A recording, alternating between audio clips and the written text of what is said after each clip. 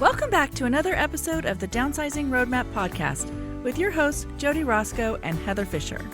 We're talking about all things downsizing, from our own experiences with clients to guest experts. Let's make downsizing easier, one conversation at a time. Hi, welcome to Downsizing Roadmap podcast. We are talking today about some really easy wins. 10 easy things to declutter that have no emotion around them. Right. So, Not photos. Yeah, not heirlooms. Just a nice, easy walk in the park. Some things that you can really... Expired food. Yeah, that's an easy one. Expired anything takes the decisions away. Right. So I'm Heather Fisher. I'm Jody Roscoe. And we're excited to dive in. If you've been listening to our podcast, you know, sometimes things are harder, sometimes they're easier. If you're just getting started and you came across this episode, this is a great way to get some momentum built. So then you can tackle those harder things down the road. Yeah, for sure. Yeah, I think that's the thing. I think if you start getting it rolling, then it is so much easier to do the harder things. Yeah, for sure. I mean, the momentum is what you need. Because you're looking around and you're like, oh, I can't do it. It's like, I need to downsize or I need to declutter is such an overwhelming mountain. Right. But there's a lot of easy pieces in it that can just be easy to get started. Well, and that's why we talk about, which not totally talking about that today, but talk about parameters, right? Yeah. Because that just gives you like a grid to be able to decide so much easier if you have parameters in place. So we have a podcast around that, so go listen to that one. But today we're talking about easy things that you don't even need parameters around. Yeah, I mean, these are a category that for most of them, you could grab them and be done in an hour or, done in a half a day. And so it's really not making a whole plan around them. The plan is get this done, check the box, and move on to the next thing. And you'll make so much progress, be through 10 things, and have some space to breathe and tackle some other stuff. Yeah, because the harder things really give you a lot more decision fatigue. Yeah. So we're talking about things that shouldn't give you a whole lot of decision, like shouldn't take a whole lot of brain power to decide to let go of them. Yeah, decision fatigue is when, your brain just no longer has the capacity in one day to get rid of one more thing, even if it's a used gum wrapper. Yeah, you just need to stop making decisions. So these are some filler activities when you need that break. It's your permission as well to toss a lot of things without guilt. Right. I think your 100 would work really good here. Yeah. Tell me about the 100 again. So the quick 100 is just, starting with that's your plan. You're going to get rid of 100 things. And, the stat we always give is the average home has 300,000 things. So if it feels like, 100's a lot, it's really not. It's surprising. It's a quick breeze through, and we're talking, sheets of paper, pieces of junk mail. If you've got kids at home, it's definitely easy because they're just collectors of little rocks. Yeah, rocks and Happy Meal toys and birthday party treats. That's, where this stemmed from, was when I had little kids at home. But I think, I do the same thing. I shouldn't blame it on the kids because as adults, we collect trinkets and, a postcard that came in the mail with a coupon or just so much that's not useful. It comes in without even our permission, really. Yeah. It's just here in our house that we don't need it. Sits in that, visible spot until you're sick of not making a decision on it, so it gets tucked. Right. And it's all the tucked stuff. I'm trying so hard not to be a shover anymore. Oh, my. Did you hear that, folks?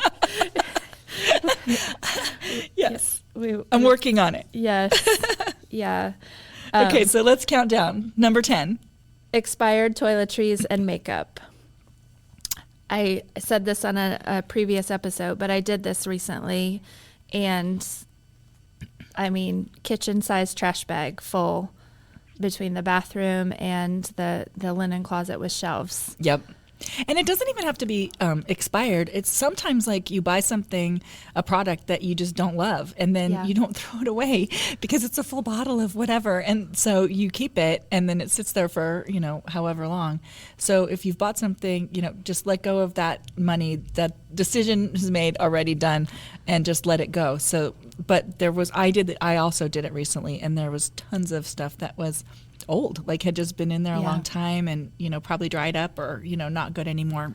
I think one thing I'm definitely guilty of is that, in my head, I'm like, oh, sunscreen expires and it's so important to have sunscreen. So I get new, but I don't do the 1 in, 1 out rule. So, there's all the old ones either tucked in a pool bag or in the back of the closet, and I'm not checking them all. So there were so many sunscreens and things like that, we're at that line, but we had new, and we're never going to use all of that before it actually is expired if it wasn't. So definitely condensing on those things. Nail polish too. Like I get the nail polish and it's all separated into like colors that there's not going to go back. You try again. to put it on your nails, clumpy. it's clumpy. Just immediately don't be like 99% of us. You put the lid back on and stick it back on the shelf. Put it right to the trash can. Right to the trash. Yep. Yeah. So it's definitely just something to be conscious of once you've done it,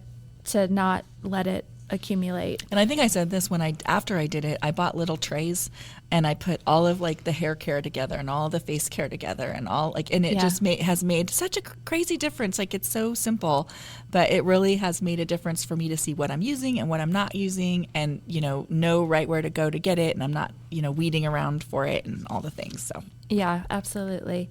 So number 9, mismatched Tupperware lids and containers. Oh my gosh. I actually just threw everything out one day.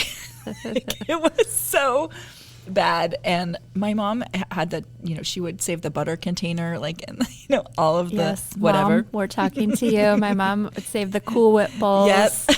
And, all of that. They're still there, I'm sure. Yeah. So I actually let it all go, and I bought some that are all stackable inside of each other, and the lids kind of sit up behind them. And we had our kitchen cabinets painted, and so all of the cabinets were open when Mark's mom passed away. So I had 50 people at my house with every cabinet available to see. No. And I was like, whatever, here, this is what's happening right now. And they were like, oh my gosh, your Tupperware is so organized. And it actually makes me so happy. It's one of those little things that's but I don't ever search for the lid. They're right behind. It makes me so happy. It was worth the money that I spent just on the, Rubbermaid ones that I bought. Yeah, I started a few years ago, as an adult, there's not always, people, what do you want for Christmas? What do you want? So I started asking for just glass Tupperware with the lids and all the same brand or whatever. And they I've got what I need now, and I've let a lot of the junkier ones that I'd been holding on to go. It feels good. Yeah, they stack well, and they have the lids. And there's nothing like that frustration of okay, I'm going to put it in this. I think that food will fit in this one. Wait, there's no lid for that one. Okay, maybe this one, that's too big, but I do have the lid for it's so and you put the food in. Thing. You put the food in first, and then realize there's not the lid, so you're washing more. And you just don't need that daily frustration. Nope. So yeah, even if you're not buying new, just like socks, if they don't match at some point, we gotta let them go. It's gone. Yep. Yeah, get rid of it. Okay, number 8, old receipts, manuals, and random paperwork. This you can get 100 in so fast. Yeah. Yeah. We talk about this, we've talked about paperwork in full episodes and in various ways, but that's one of those things, you said it earlier, it comes in uninvited. Right. You're not going to the store and buying random junk paperwork mail. and junk mail. So you're not choosing it. So it's not like a habit you have to, reset yourself. Oh, I shouldn't go buy more. I have enough. It comes whether you want it or not. Correct. From work, from school for your kids, from the mail, from, things left at the door, from cards that you get. It just stacks up. You go somewhere, they give you the receipt. Again, finding a system where you're doing the best you can to not have it come in the house unless it needs to. And if it does need to, filing it or putting it where it needs action on it or where it needs properly saved saves you so much time from sorting through the same stacks and regrouping it, and then it gets piled up into one stack again. And yeah, because if you just touch it once, so right now I have created a habit to where if I go get the mail, then as I'm walking back up the driveway, I am sorting through it, and everything goes in the recycle bin that I don't want, which is like 95% of the mail. Yeah. And because all of our bills are online pretty much now, there's really, the mailbox is really mostly, unfortunately, junk mail. So it goes right in the recycle bin, and it doesn't even come in the house. And so if you haven't done that, though, there's probably a lot already in the house. And you can, kind of start that habit and get into that habit. But, and receipts, if you got your receipt from Taco Bell, do you need that to keep that? I mean, sometimes there are receipts that I need to keep, especially for us. We buy a lot of things for our business, and I do need to keep some, receipts. So a system for that is super important.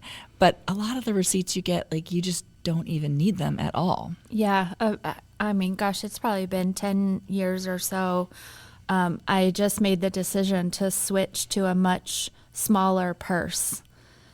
But when I made that decision, I was like, I am hauling around so much. And a lot of it was paper from different stuff. And I'm like, I do not need this. But because the space was available, right, I had filled it and I didn't clean it out routinely. And I'm like, I'm taking this everywhere. Right. Why? Right. And so that was a choice to just reset my mind around, now I see when there's stuff in there that shouldn't be.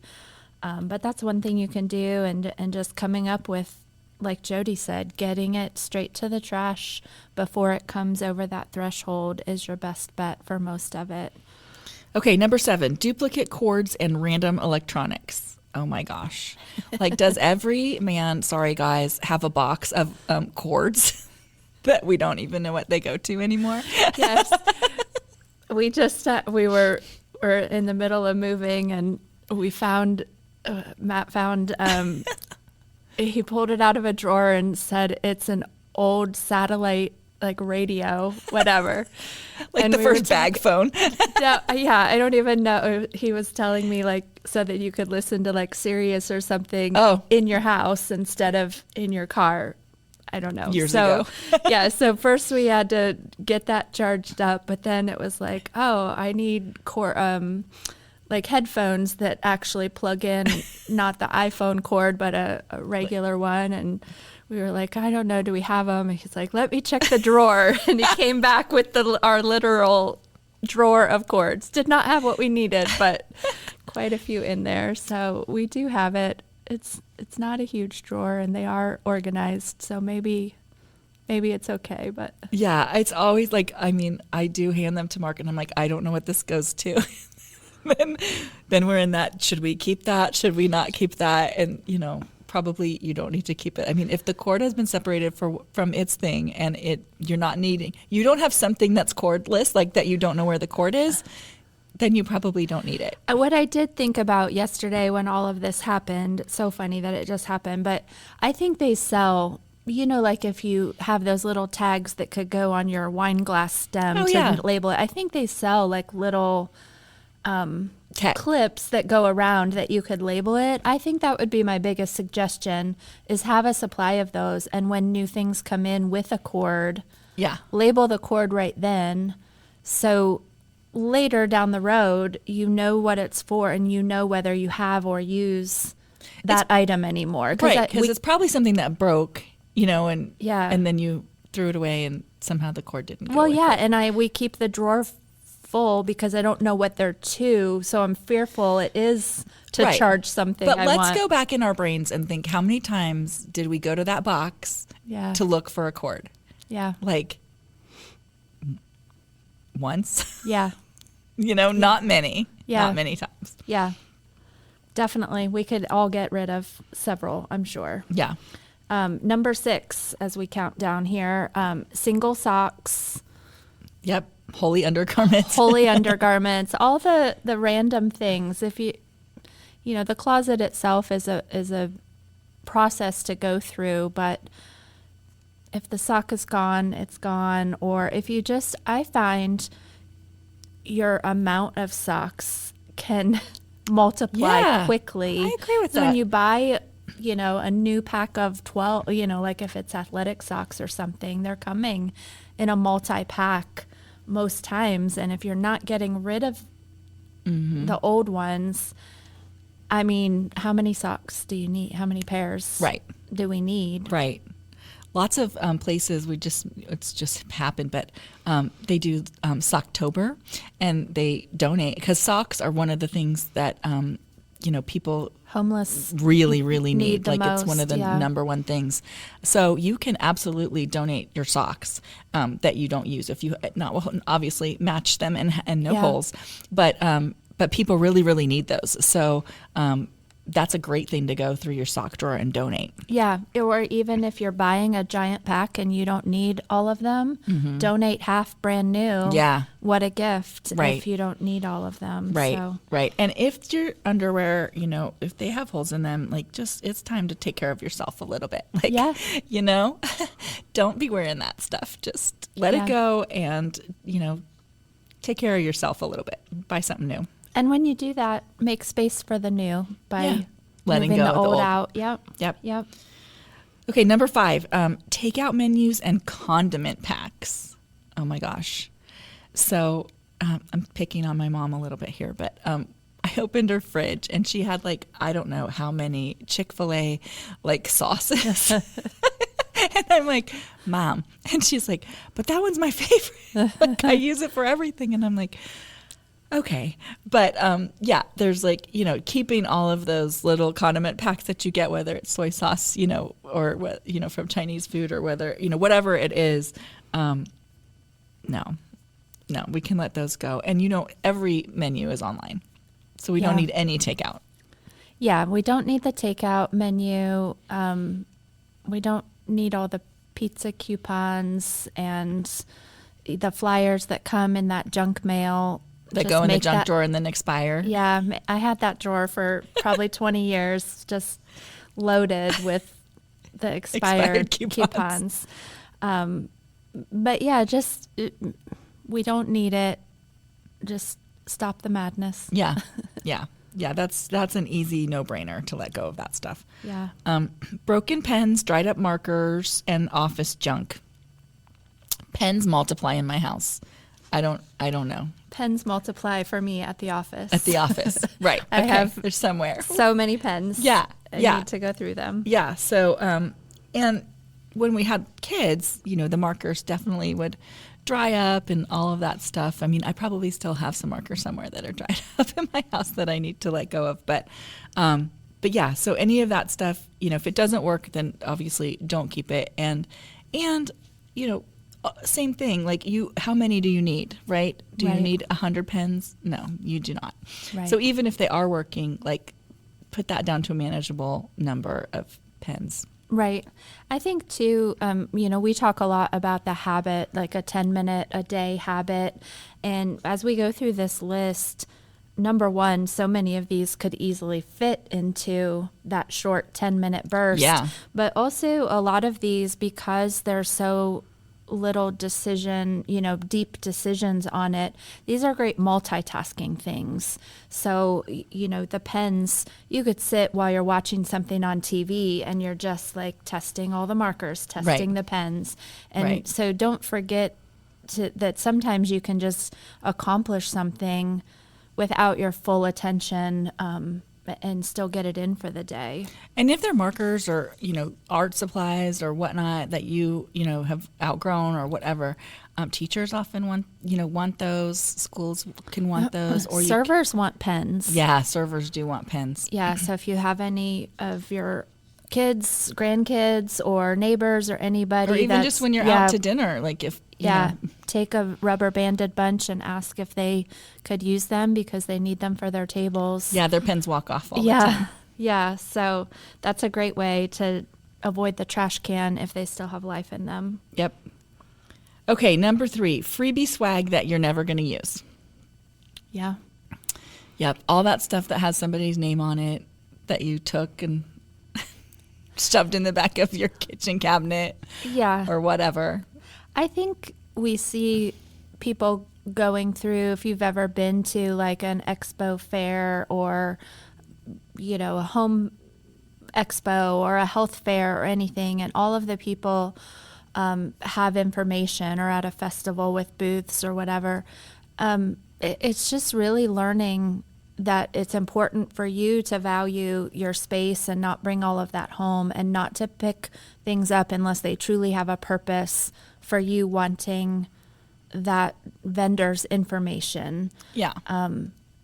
You know, you don't need to collect all of it to just not know what to do with it. You can just release that mental space by not picking it up unless their information is of value to you that you want to follow up on.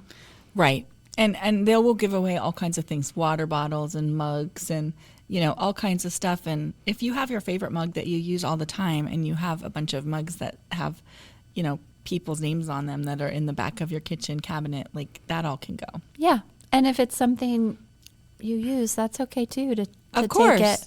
I got a little tape measure that's like car size, like small size, and I keep it right there. So when we're out places and I need it, it's in my car and it's handy, but I don't need all of like a million water bottles. Well, you know, I use all the Roscoe Group chip clips. Yes.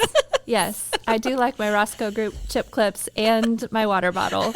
So I do not need more, but let us know if you would like one of those. We'll hook you up. Yeah. Yeah. I think though, we do end up with stuff that we accidentally take, or people, you know, hand to us, and we don't make that decision then and be like, oh no, thank you, I don't need that. You just take it because you're being, you know, polite, and then you end up with that. And paperwork too, if you've gone to those fairs. I mean, you know, sift through that at the end, and, you know, when you get home, and is it a service you're going to use? Is that something that's, you know, put that somewhere if you're really going to use it, but the rest of it, you know, can probably go in the paperwork throwaway. Back in the day when I was little, when my grandpa was alive, it was, you got free stuff when you subscribed to magazines. Uh-huh. And so he went through this stage where he subscribed to a whole lot of magazines he didn't want. Just to get the free stuff. And then for Christmas, the gifts were the free stuff. And it was just kind of that was quite the thought cycle of then he had all these magazines. Then the magazines would come. And so you can, you know, the word free, you know, just evaluate whether that's bringing something in that you don't want. Yeah, just because it doesn't cost anything doesn't mean that we need it to clutter our brains in our head. Yeah, exactly. Yeah. Exactly. For sure. Okay, number 2. The random kitchen gadget that you forgot you owned. Yes. That's the stuff that's in the back of the drawer, really in the kitchen, anything, not even just gadgets, anything that's in the back of the cupboards or in the tops of the cupboards that you can't really reach unless you get a stool. Most of that can go. Yeah. I don't know what I was listening to, but I heard someone mention the vegetable spiralizer, like for your zucchini or whatever. Yeah. And, you know, as you guys know, a lot of my stuff has been in storage for a few years. And I was like, I used to have one of those. I wonder if I kept that. What would I? And it was so funny because I had this whole like conversation with yourself. Like I almost wanted it in that moment, and I was like, I haven't thought of it in 5 years. And how many times have you spiralized vegetables? No, I don't have one in my current kitchen. I have not missed it. Forgot I even owned it. So when I unpack, if I come across it, I will put it straight to the donation pile. I promise. But it was funny. Like it's the gimmicky stuff that gets me in the moment, and then I use it for a short phase. And then it's there. And that's the other thing I think about when you're in your kitchen, like what are single tasking things, you know, like an avocado slicer. And if you love it and you use it all the time, great. But you could also, just use a knife and a spoon and cut it out. Scoop it out. Is that something that you use or you bought and you thought you were going to use and now it's been in the drawer for, a year or more? Or if it's something you use every day, that's great, because different people have different habits of how they do stuff. But I'm sure that there are things in your kitchen that are single tasking things that you could use some other things that you have in your kitchen to do the same thing and let go of some of it. Yes. I have the thing that's supposed to pull the leaves off of. Oh, I have that. Mine does not. It doesn't work at all. It does not work at all. It either comes all the way through stem and leaves, yes. no problem, or I tug it through a small hole and the stem breaks. I did not. It was a fail for me. Yes, but it's still in my drawer. Such a cute idea. So Mine still might be too. Need to get rid of that. Yeah, both of those have to go when we get home. Yes, 100 will be easy for me too, but that's what comes to mind with, I thought it would be so great. Yeah, It's not. same. And I mean, sometimes you just have to try things and you're like, okay, that didn't work. But then we just put it back in the drawer. Yeah. And we don't, let it go. Yeah. Okay, we are at the top of our list. The number one easiest thing. We know this well. Expired pantry items and spices. Yeah. So I'm going to say, I would say there's probably a 95% chance that, most of your spices are expired. Yes. Don't look too closely. You scare yourself.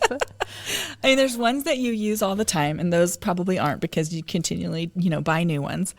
But man, I mean, there's ones that are, they used to be green and now they're gray, and they're not going to hurt you, but they don't have any flavor. So if you try to, cook with them, it's really, you're not adding, it's turned to dust pretty much, Yeah. I think this is another one of those phase in life situations too, that if you are an avid cook and you are still doing that, have all the spices you want. I will love to come over for dinner and right. eat all the delicious food. But if that's not something that you are doing and you've reduced the amount that you're cooking either for yourself or for large gatherings, it is okay to have less too. Once you've looked to see what's expired, if you're a basic cook, you don't need I don't know. I'm maybe 10 or less. I mean, probably. I think we accumulate all the ones we have because one recipe yeah. calls for it and you buy it and then you don't use. That's how they're expired because we're not using them. But if you had, 10 to 12, you could mix and match and use different things. And I found sometimes, some of them, I can't find a date on them. So I have started to just write the date that I bought them on the jar, so that then I can, circle that out. Yeah. And you can write it a lot bigger than the fine print. Right. You can't read them. Yeah. Actually, the newer ones do have the date. So if they don't have a date, they have to go. Before the 2000s. Is that what we're assuming? I don't know. There's no That's date? Terrifying. Yeah. I think when we went through ours recently, I can't remember the exact year, but it was definitely like a 2010 or 11 or something. Yeah, I had some old ones too. Really old. And yeah, and then you're like, ew.